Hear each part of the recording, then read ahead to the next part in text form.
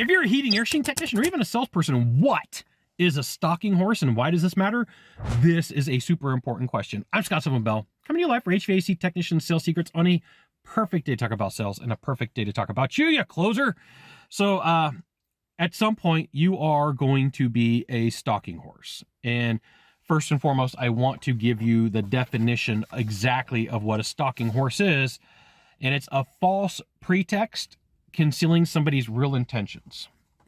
And there are buyers out there. They are a small segment of the population. But the reason I bring this up is when you feel like you've been used in a sales situation, like it can throw you off of your sales game. And when you know what some of these things are, if nobody's ever told you, it gives you the ability to go, I see what's going on here. I can prepare myself. I can ask questions. I can decline to do business with this person. And this is why you should join HVACTechSecrets.com. I'll give you the goods, not in the Facebook group, not in the YouTube channel. So here's the thing. A stalking horse is this. You are a salesperson and you sell a good product or service.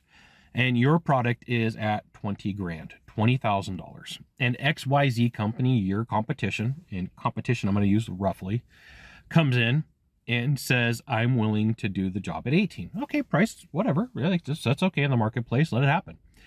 And so the buyer comes to you and says, hey, salesperson, I've got company B here, and they're willing to do the job for 18. But like, here's the thing. I really like you. I think that you're a better company. I really want you to meet them at 18,000. And you may have the wherewithal. You may have the ability to do that inside your company or organization, and they may be okay with that, right? Price matching may be fine. But here is where the stalking horse game starts getting played. You agree at 18,000, and the next thing you know, the buyer calls you back and they're like, hey, sales guy, company B, here's what they did. They came back and they're now willing to do it for 17, right? And you met me at 18. What's wrong with meeting me at 17? Well, the problem is this game is not going to end. Realize that you are being pitted against company number B, and company number B is being pitted against you, right? And there is a point where this just goes to ridiculous. There is a point where you, as a stalking horse, this is a game. Now, I have had this happen to me where there was company A, which is, of course, me. There's company B, which was an okay company. There's company C, which was a C squad company. And then there was company D, which was a horrible company. And so I want to say this was like 2011, 2012. This deal went from, let's say, $18,000, and I didn't realize what was happening. I didn't know better. And what had happened is I ran into one of my friends that worked for company B. And I was pissed. I was like, man, just having like one of these days. And my friend was like, what's up? And I said, I'm dealing with a client. And I gave like a couple of specifics, and he looked at me and he goes, you're dealing with? And I said, yeah.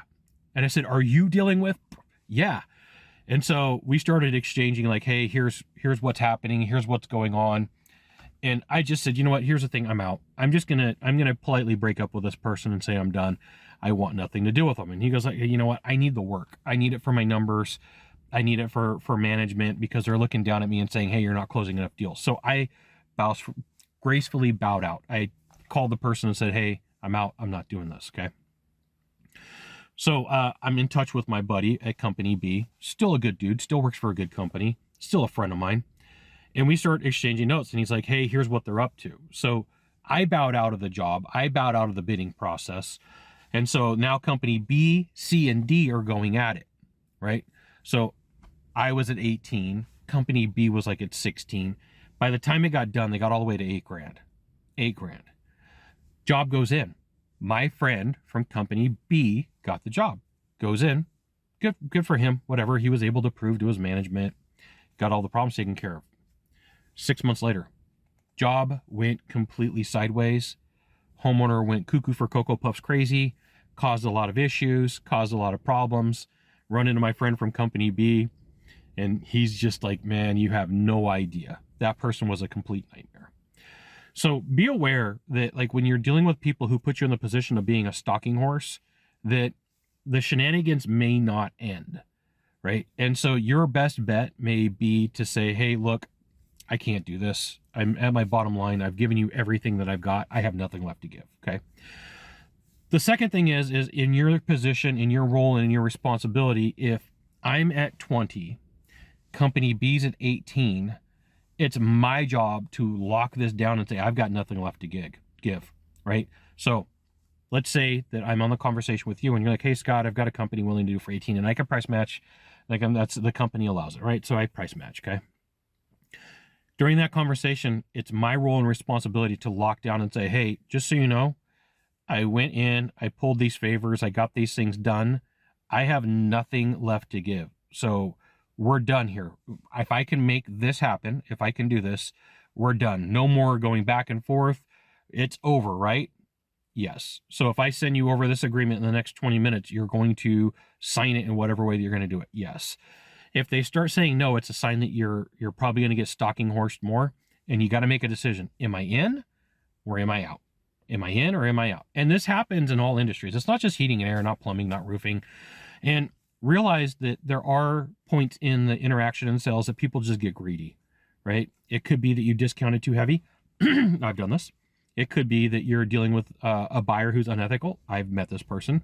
It could be that the person that you're selling against needs the job to keep their crews busy, so they're willing to dump the number, and even take a loss to make the sale. Or it could be all three of those things, right? You induced greed.